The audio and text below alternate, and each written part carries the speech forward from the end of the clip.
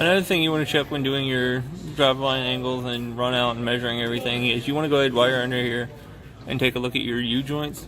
And when doing a U-joint, you want to look and see, you want to look for if it's too loose, if it's too tight. You want to see how much play it is. You want to test your U-joints. You can stick a pry bar in here and you can try to pry it and see how much it moves. You want to, when you're doing that, depending, if it's on what kind of U-joint it is, some of them are serviceable, some of them are non-serviceable. If it's got, this particular style has clips, so in order to pull the U-joint out, you have to undo these caps on both sides and then pull the U-joint, the yoke will come out. You can take the U-joint from this side, do the same at this end, pull the drive shaft out. You can take it over to a bench vise or whatever works best for you and take these clips out, or it may be nylon fittings where you have to heat it with a torch or whatever it is. You take these clips out and then you use either a hammer and a socket, or you can use a U-joint press and press the U-joints out. And like I said, some of them are serviceable and some of them are non-serviceable, and either way you'll put it back in, reattach everything, and you should be. When measuring your driveline angle, you want to measure your drive shaft in 3 or 4 different spots depending on the length of your drive shaft. When doing this, I recommend starting at the welds at each end and measuring in the middle. You want to get as close to the U-joint to get the maximum angle at each end. Here we can see we have 13 degrees, 13.3 degrees. Then we'll go to the middle. And then on the middle you have 14.6 degrees.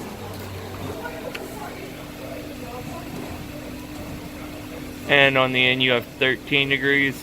So then after that, once you get your measurements, you want to take it and do the math, and it should be no more than 2 degrees. If there's more than a 2 degree of difference in the angles, then your drive shaft is out of spec and you most likely need to replace it in order to meet the specifications.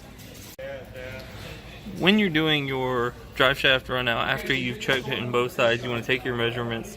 And when you're doing it, your drive shaft shouldn't be any more than 0.25 of a degree off. If it is, it's out of spec and it needs to be changed. So you want to do this several times to make sure you get a really good reading.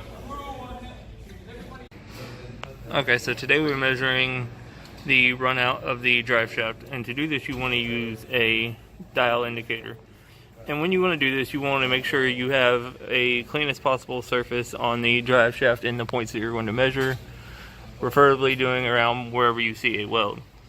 So when you do this, you want to make sure that your dial indicator is zeroed out, and then you just want to slowly by hand make sure the vehicle's in neutral and just turn the drive shaft and measure different points to see how much run out. And you want to make sure you do this at both ends of the vehicle, and then take your differences and find out if your drive shaft is within specs for the vehicle.